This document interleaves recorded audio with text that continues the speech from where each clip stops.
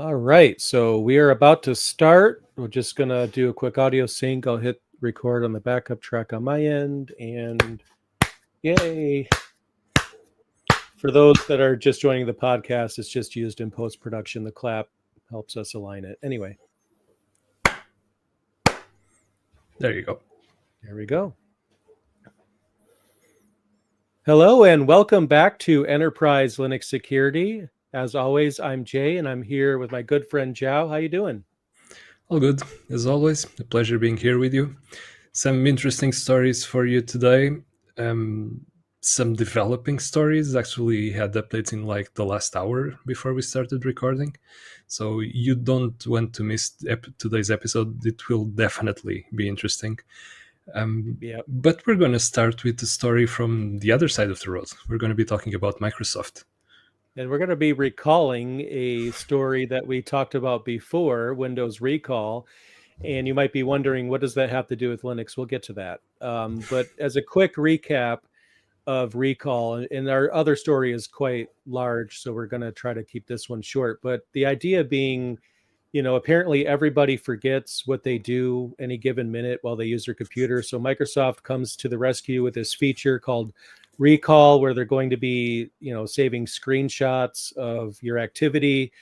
So if you could, wonder what you were doing an hour ago or a couple of days ago at 6 o'clock, you could find screenshots. Oh yeah, I was looking at Bitwarden and have this password and cleared. Okay, I'll get to that part in a minute. But the idea being that, you could have a series of screenshots as kind of like a journal of your computer usage.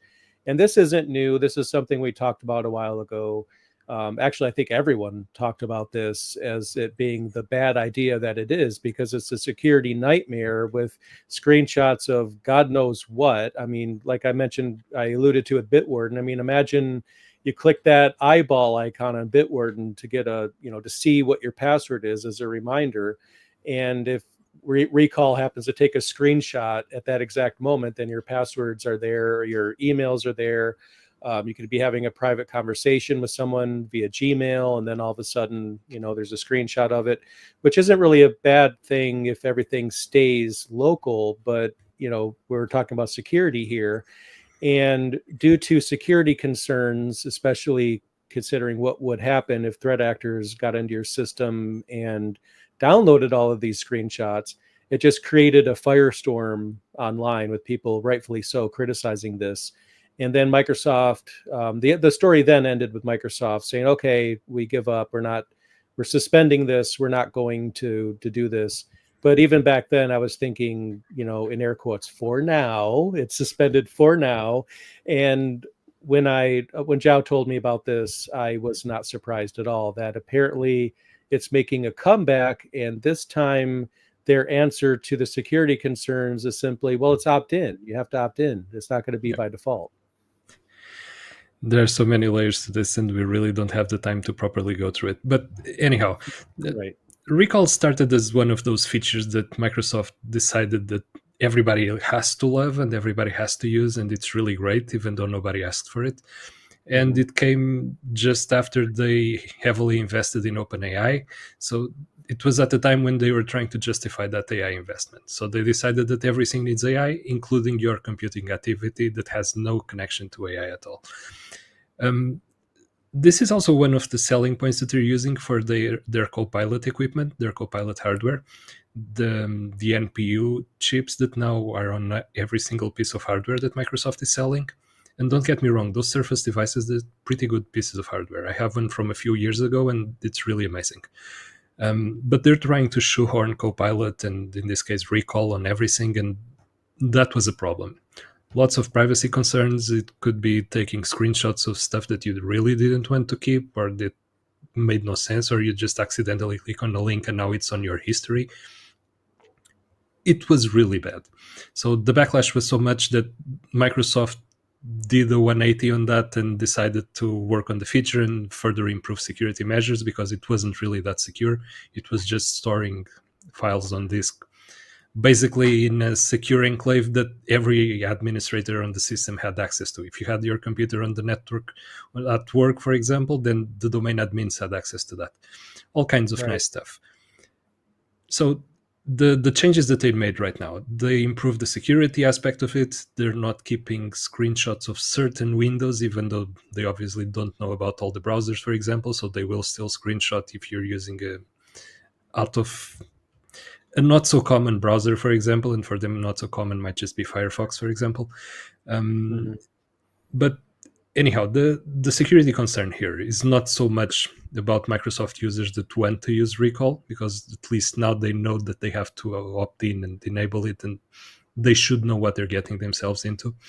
Right. But it also concerns you as a Linux user and somebody that will never touch a Microsoft product in your life, as I know there are many out there. If you communicate with somebody that's using a computer that's running a recall, if you send private information to that person, if you send an email, if you send a file with pictures or medical history or other type of sensitive information, it will get screenshotted by recall. It will get indexed by recall on that computer. Right. And while it's supposed to happen locally, I mean, it's AI. Most of the AI work happens in the cloud. I'm sure at some point in time there will be some information that gets sent back to Microsoft. The information, as soon as it exists and as soon as it's stored somewhere, it becomes a prize for some actors. And the last thing that I'll mention on this story is why I feel like opt-in doesn't matter. I mean, for some people, they might think that's fair. Well, I'm just not going to opt into this. And like you said, if even if you opt out, if you are a Windows user, someone else that's a Windows user might opt in, and your conversations might be on their screen. But Microsoft has been known to be belligerent about this. Opt in to Microsoft means they're going to bother you every 5 minutes with a pop up that comes up on your screen saying you're missing out. You should turn this on. You're missing out.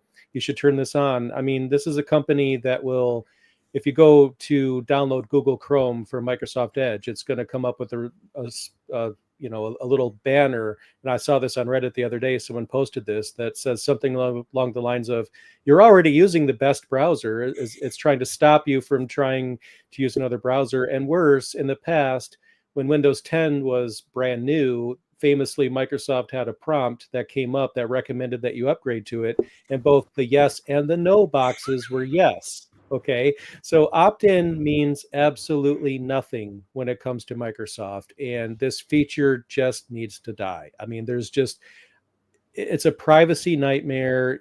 I mean, it's going to be a policy nightmare, because then you have companies that might have to check that other companies that they're doing business with, their users have it disabled.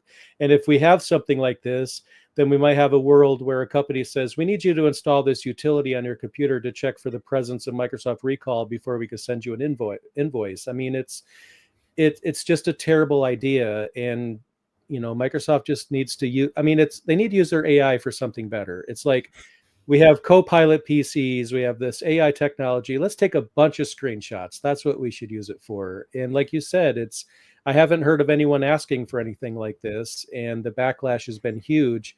And it's surprising to me that Microsoft thinks that the response is going to be any different. But here we are. As this develops, we'll let you guys know how it's going. As we report today, it's already in the current Microsoft Insider preview build.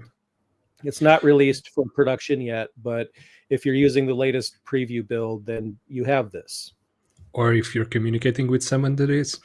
And that question that you just raised about the compliance aspect of it, that's actually pretty relevant. When you have strict laws like GDPR that really concern themselves about the location of where data is stored, if you work at a company and you send somebody else's information about your business or your activity or a copy of an invoice or something like that, and that person uses recall, then that data gets stored there. That's a problem for compliance. I'm sure Microsoft is really kicking the hornet's nest here, and they're going to be stung by many different things. There are so many ways that this can go wrong that, again, I would hope not, but let's hope it really doesn't make it into production. Well, if it does, we could rest assured that it's going to be the top target for threat actors. Absolutely. Okay, speaking of threat actors, Yes. today we have a story that's seething with irony. I mean, this is like the reverse story of most of the ones that we covered last year. We have a leak. We have a leak of about 190,000 messages, not from some company that misplaced their S3 bucket keys, not from some company that accidentally leaked an authentication token somewhere, but from a ransomware group itself called Black Basta. And the way that this works is that this group is large enough that they have 190,000 chat messages covering a period of 1 year from September 2023 to September 2024. The scope of this is one of those very large groups that operates like an enterprise, and some of these messages, oh boy, we're going to have a field day on this. Oh yeah, it's amazing, and keep in mind as we go through the story, we've already reported several times that threat actors, are usually among a group. I mean, often among a group, and these groups are run by as real companies. They have HR, they have promotion opportunities. They have a play. If you are working with one of these groups and you want to lodge a formal complaint against another employee, there's an avenue for that. And there's different roles, technical roles, non-technical roles, and another aspect we'll get into is the psychological side of this, because as these messages detail, they spend a great deal of time on the psychological aspect, understanding the way people think, gender stereotypes that were used to target people. I mean, there's so much here that I urge everyone to read the article about it, because there's no way we could get to anything or everything, but we definitely will cover the highlights. Um, the story we're talking about is by Dan Goodin from Ars Technica. You should really take a look. I believe the link will be available next to to where you're listening to this. It's there Um, now. but let's take this from the start. So these messages were shared on Telegram and through some download sites. We don't exactly know who the leaker was. It's some anonymous source. But the timing of this release coincided with the time of Black Basta's website on the dark web going Dark. off, being offline, being shut down, and it hasn't come back yet. Maybe they're working on improving their security. Who knows? They were hacked. Um, so this immediately draws parallels with the story that we covered last year about Conti. What you were talking about, having HR departments, having employee of the month benefits. And this stuff is really run like enterprises and not that small at that. Um, so this is a highly structured organization. They have the specialized roles, like you said. They have dedicated teams. They have expertise across multiple domains, including development, infrastructure management, social engineering, negotiation tactics, and one of the things that they really spend time on is on recruitment. Apparently, they had like 500 applicants for phishing, for phone phishing job opportunities, and they narrowed down the list just to two, which is incredible how they go through 500 interviews just to get that role covered. Yeah, it's one of the Um, interview questions. Do you have a conscience? you know, that's one of the things that really bothers me with this story. I'm fascinated. I'm fascinated by these stories, both the Conti one and this one, that give you a glimpse of how these things work from the inside. Not so much because I like what they're doing. I obviously do not, but some type of morbid fascination, morbid curiosity on how these things operate at this level. And you have to wonder, how do you go to bed at night and think, okay, I did a great job. I did great work today on my job. I work at this fine company, and my job is extorting companies and extorting individuals for all the money that they have. Today, I hacked two hospitals and a clinic somewhere. I just hacked a school, and those guys couldn't work for a day or a week, or now they're having to pay me millions of dollars. How do you sleep Yeah. at night? Well, I don't know the answer to that, but I don't know if this is going to fit, but I think it does. There was this story on NPR. I really wish I could remember more about it. About two criminals that went to jail. I don't remember what they did. It wasn't hacking, but they were just talking about the process of, when they get started, it's like, they're college students and they say, I'm going to do this for a couple of months just to get some extra money. and then they do that, the money's really good, and then it's like, okay, but I could just work a little bit longer on this and make more money, and then more time passes, and then eventually it becomes really hard to stop. I don't know if that's the case here, but I'd have to think for at least some of these people, once the money starts rolling in, as illegal as it is, there's adrenaline, there's all of these different things. There's addictive personalities that could play a role. Or, I mean, maybe someone's just an a-hole and it's as simple as that. Either way, you're right. There is a morbid fascination because, I mean, this is literally the reason why spy thrillers and, mob TV shows are so popular. People watch TV shows about serial killers. I mean, it is kind of a fascination to see what it's like on the other side, but at the same time, I think a big value for us is knowing what we're up against, knowing how these companies are run, what they're doing, what they're trying, can kind of help us understand in the enterprise what we need to do to stay vigilant, because we have this story here, which is a valuable resource. Because if you work in security, you really do need to know how the other side operates, whether you're interested in the morbid fascination or not. At the very end of the day, we need to protect our servers, and understanding how the inside of an evil corporation works helps us do that better. I highly doubt that the millions of dollars that they make in ransom actually go to the guys making the calls and making the hacking. Since this is operated like an enterprise, this probably stays more at the top. But Right. again, I'm just digressing here. So Yeah. the reason I was going through the 500 applicants that they had for the phone phishing operation is that they apparently screened 500 people and found only 2 or 3 competent. And in those messages, we say that they were talking between leaders, apparently, or somebody in some decision making role in the company or in the enterprise. And one female caller was particularly effective. And I'm quoting, with every 5th call resulting in remote access to victim systems. So that's how they measure success. If you're trying to phish somebody and every 5th call results in remote access, that's highly successful. And they consider that to be highly effective. And if that's the goal for the operation, then 1 in 5 is actually a pretty good result, in fact. But it's interesting that they even have metrics to measure success in something like this. Yeah, I know. It's just like in a call center, someone's measuring, how quickly people answer the phone and how quickly tickets are resolved. They're no different. They're measuring things as well. And like we said, it's a company, an evil, illegitimate company, sure, but it's run as if it was legitimate with the same, trials and tribulations you have at your, current job. They have it too in their little dark sector of the internet. I mean, these guys were analyzing these types of calls at the psychological level. At some point, they decided that the female callers should be only calling guys and the male callers should be only calling girls or women.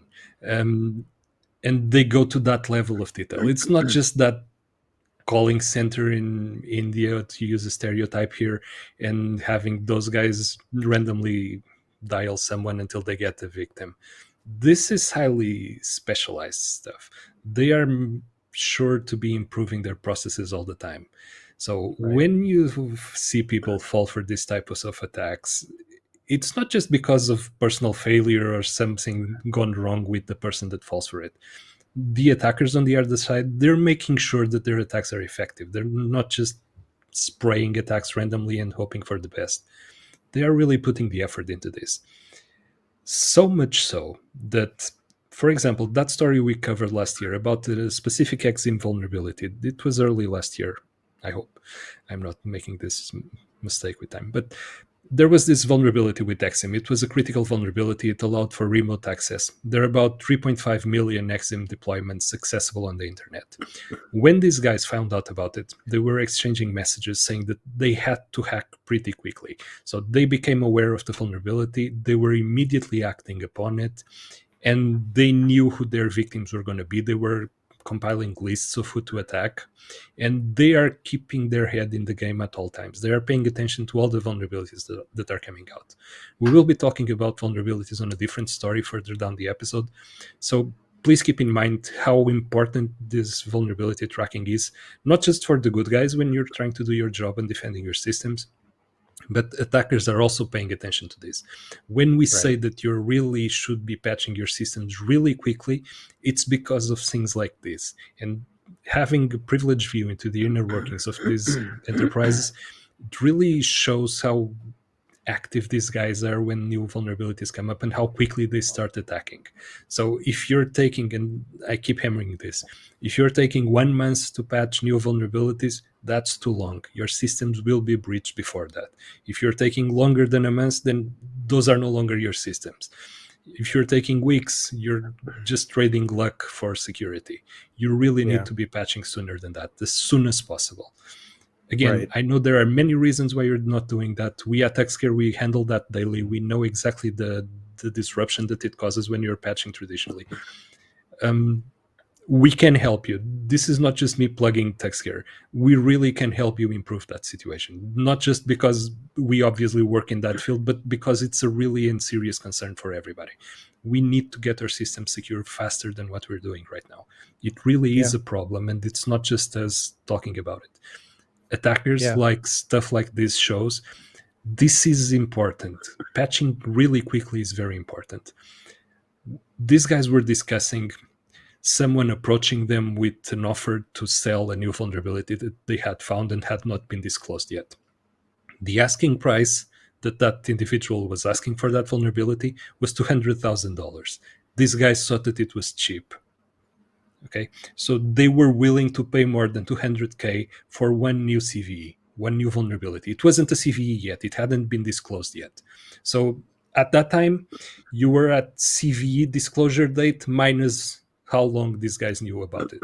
So you're not just patching vulnerabilities as soon as they are disclosed when the CVE comes out. You don't know how long attackers have had access to it before.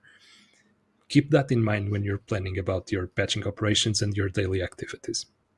And update anxiety is a real thing, and I totally get how people feel about this. But and the fact is, updates can sometimes cause problems. It's just the truth. But breaches cause way more problems. And sure, sometimes we have to fix a few things every now and then, especially if you're running Arch Linux. Sorry, I just want to throw that Arch joke out there. But no, seriously, update anxiety is real. And you hear this at pretty much every company. We need to install this update. Oh no, what's it going to break now? Because of past history. I totally get it.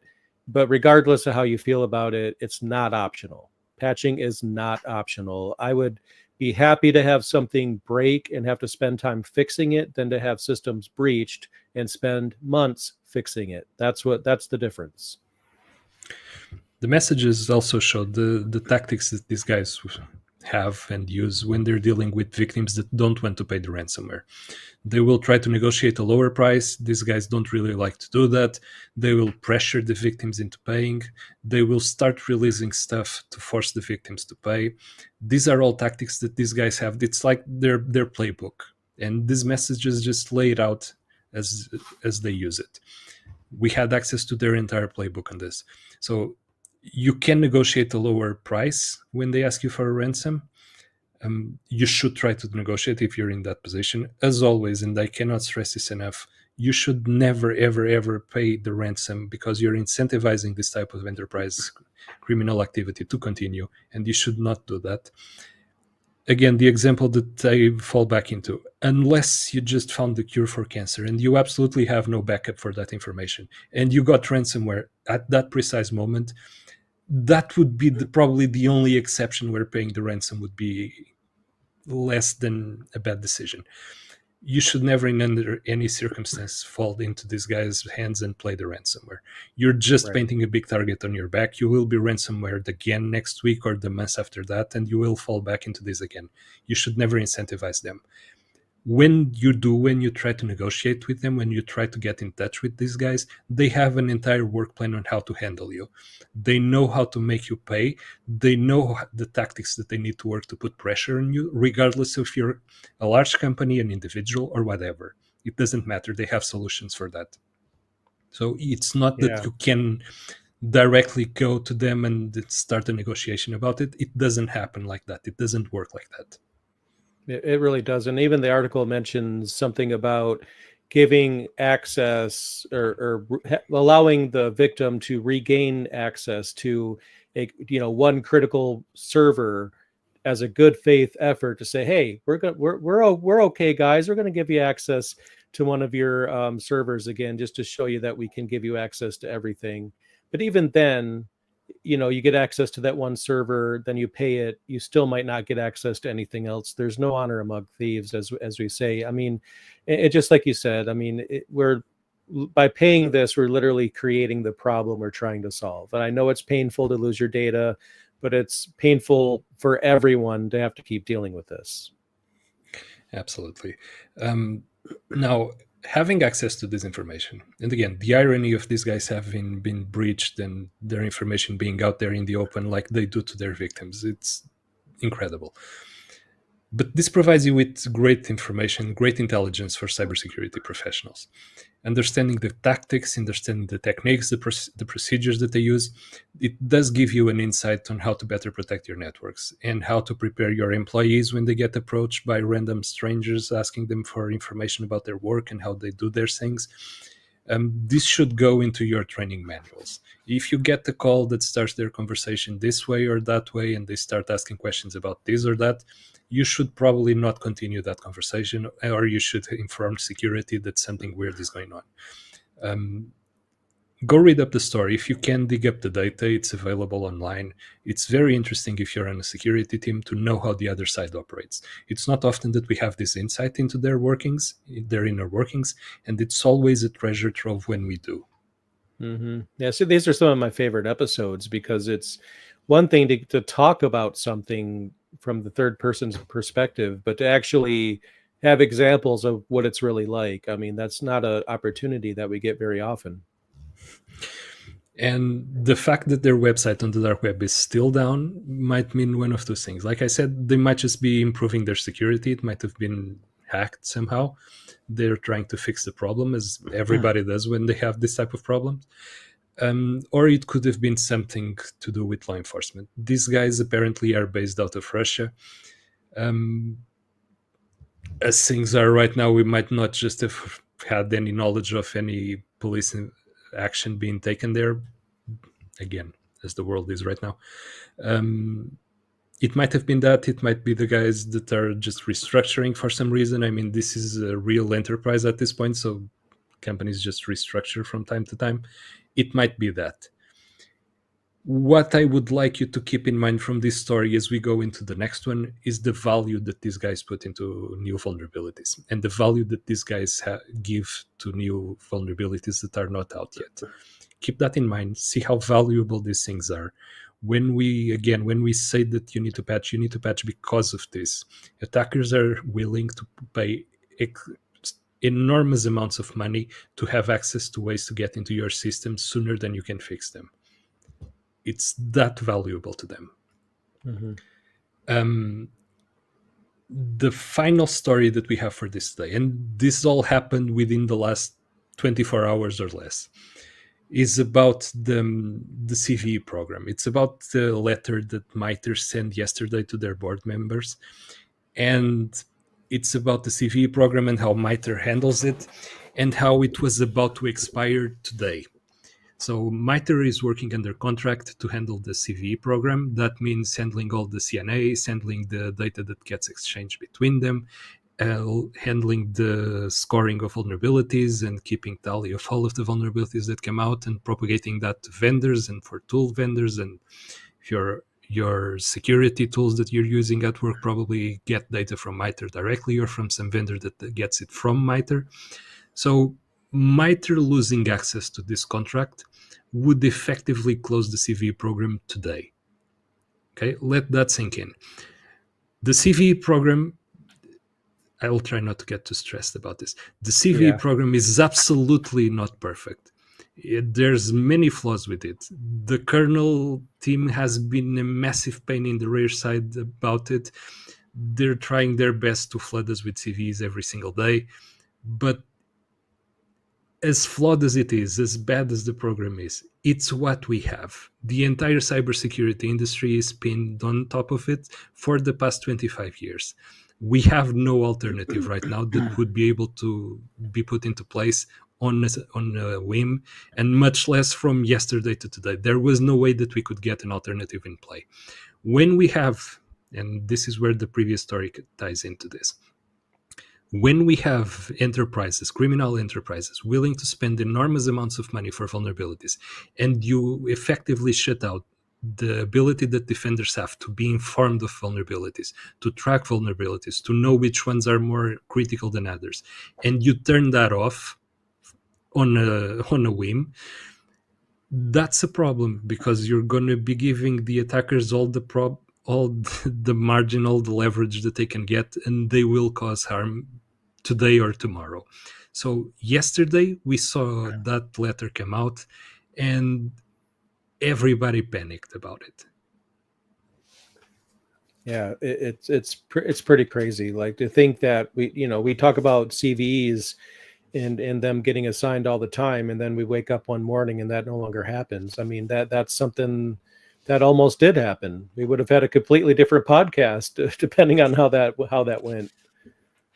So things happen more or less like this.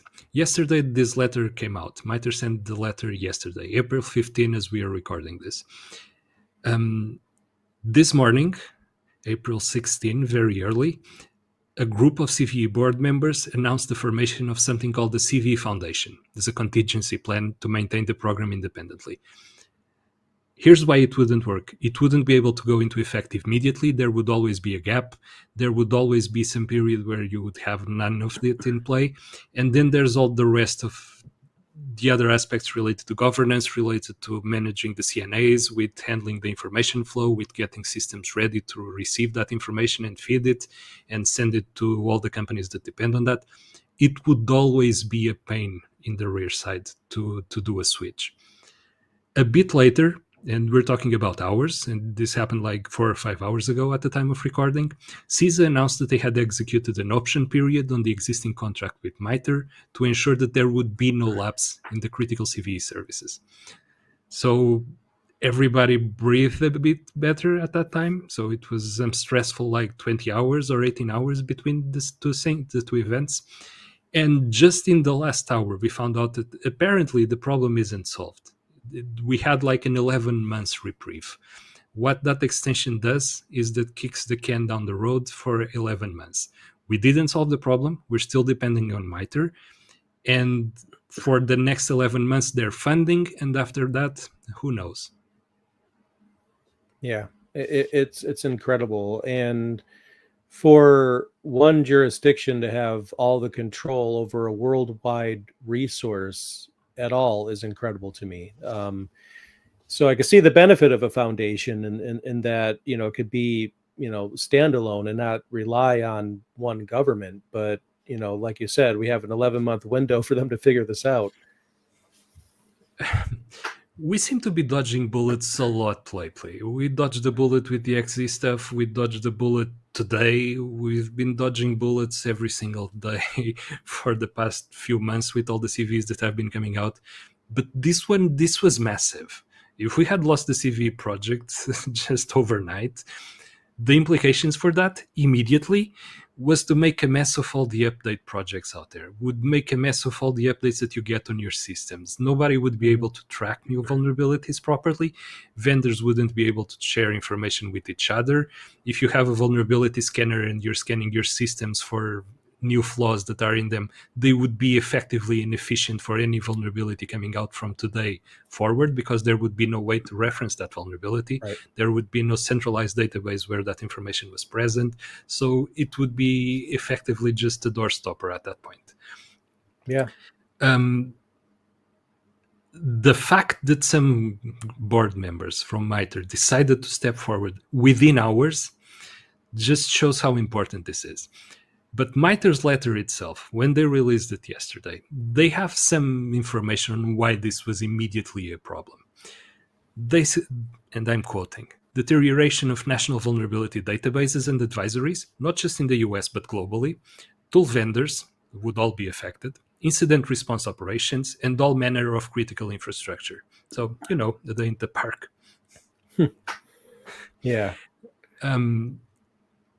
So, what are the main concerns here? And this problem really shines a light on this. Like you said, should globally essential security infrastructure depend on a single nation funding that can be subject to political pressure and budgetary constraints? Well, obviously, the answer is no, as this showcases. This isn't a political discussion at all. This has absolutely zero to do with politics. It should not be dependent on political decisions. Right. The fact that the US have been the benevolent dictator of this project for so long, and it has worked fine so far, doesn't mean that it's a good solution. A change in policy effectively changed this. And I absolutely am not making a political comment about this. This is not about any good or bad will or good decision or bad decision at the political level. I'm not complaining about that, regardless of it having merit or not. I'm not making a judgment call on that.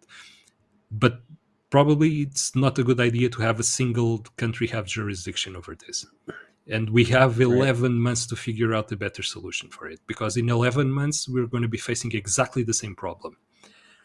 Another important question is, how the hell did we just know about this contract expiring after it expired or 1 day prior to it expiring? There was Yeah, that's a good absolutely point. zero time to do anything about it. Right. No, no, you're exactly right. We shouldn't have this much reliance, like I mentioned too, that one jurisdiction controls all the funding for a project that's used worldwide. And then, system administrators are obviously affected, but that goes without saying. But people at companies that are responsible for policy enforcement, like how do you enforce a policy if you don't have something to reference with that policy? If your policy is all CVEs need to be updated or patched within X number of days, but you don't have CVEs anymore, well, what do you do? You don't fail any compliance tests. That's Um, that's true. Oh you boy. can't fail if there are no CVs. No, but really, how fickle this was, how spur of the moment this was, this brings a lot. The problem isn't just about CVs. The NS is also managed by the US. Are they going to cut funding to the institutions running the NS top level domains? Because that's another problem. That would be even more massive, because that wouldn't just be about vulnerabilities. That would be the entire internet. Right. What if they decide to cut funding to that? I mean, it's the decision that they can make. If they run the systems and they don't want to pay for them, they could decide that. So that's a problem as well. And again, Right. please don't understand this as a political judgment or me making a statement about which side is correct or not. I couldn't care less at this point about this problem. There are merits about having political opinions. That's not for this podcast. This is a problem that touches on your operational activities. This touches on your activities as sysadmins, as cybersecurity professionals, and you should be deadly concerned about this. The CVE Mm-hmm. project, until it has a proper replacement, and boy, are lots of people trying to kill it. Until it has a proper replacement, we have nothing else to base the entire cybersecurity processes that we use on. If it goes away, everybody's going to be in trouble. Right. Let that sink in. Attackers won't stop. They will still have access to vulnerabilities. We won't be able to track them. Yeah. And like you said, excuse me, like you said, it's not political at all. It's just about the facts. The fact is, this exists. The fact is, a lot of people reference this. Okay. It's used as a guideline, regardless of how good or bad it is. Like you said, it's what we have. And the fact is, it almost lost funding. And if that happens, then there's a lot of people that reference these, whether you're a cybersecurity analyst, a system administrator, IT manager, you make the policies, or you're a software development company that produces software that scans for vulnerabilities to let you know which ones are important to fix. It's just the way it is. Those all use that. And without that, they all have to do something different. And we just don't have anything different. That's what we have. It's just we dodged a bullet, like you said. It's the case. And now apparently we have 11 months to figure out a governance model for whatever is going to replace the CVE project, or MITRE if MITRE doesn't get this renewed again. So Yeah, there's that. There's a ticking clock right now. It has 11 months on the dial, and it's going to be some fun 11 months about this, because right now everybody pays attention, and right now everybody is alert about this problem, because nobody was 2 days ago. Nobody knew outside of MITRE directly that MITRE funding was going to be cut or that the contract was going to expire. And now everybody does. So everybody's alert. I at least expect people to start taking action, and some companies to step up, or some organizations, or this foundation, if that's the case, if that's found to be the best alternative. But something has to be done about this, because as we just saw, if this is as fragile as this situation just showed us, then we can't have an entire industry depend on it. It's just Right. not possible to run your business, to run your company on top of this. And this is not your mom and pop shop anymore. Cybersecurity, it's a lot of money. Cybersecurity, it's a lot of jobs, it's a lot of enterprises, it's a lot of livelihood. But on top of that, it also ensures that all the other IT related stuff continues to operate. That's your critical Right. infrastructure, that's your gas and oil pipelines, that's your supermarket checkout counters that stop working. All of these things rely on cybersecurity. If you kill cybersecurity, as the world is right now, I mean, it's probably the worst possible moment. There is never a good moment to do this, but this is absolutely the possible worst moment, when you can have an entire industry like cybersecurity be put into jeopardy by just Yeah. one single decision. Now, I'm going to give an opinion, but with a disclaimer. I'm not exactly sure how authoritative an extension is in this case. However, my opinion is they need to treat this as there's no extension and get it fixed. Obviously, there is an extension and it'll keep them running for the 11 months. But, what happens if a month from now, oh, we changed our mind on that extension, right? It's already volatile. I'm not saying that's going to happen. I'm not saying that's likely to happen. And for all I know, the 11-month extension might be completely solid and pan out exactly as 11 months. But when there's doubt cast on something this important, I think everyone involved right now needs to say, we're not waiting 11 months. We're not waiting 1 month. We're going to make plans now. We're going to figure this out. We're going to have a solution. So if the rug is pulled out from underneath their feet again, then they'll be more prepared. And what I hope doesn't happen is, oh, we have 11 months, so we'll figure it out in 9 or something like that, just to have something, someone changes their mind. If that's something that can happen, I don't know, but it's already volatile. And sure, an 11-month extension is a lot better than having a whole podcast of, this has been shut down. What does this mean? Because that would have been our podcast, but thankfully not. But for right now, we really don't know. And sure, they got that extension, but they need to treat it as nothing. Just fix it, please. Work on it. Just get this fixed. And if you're surprised by this story, if you work in cybersecurity and you weren't aware of this story because it happened within probably less than 24 hours now, this is how fickle the entire industry is. Something that happens in just this amount of time can shut everything down. So keep that in mind. It's really tricky. We need to come up with a better alternative than the CVE program, or we need to move the CVE program under a different leadership or a different governance model, something. But it Right. cannot rely on just one single actor making decisions about it and shutting it down effectively. It really is impossible to maintain like this.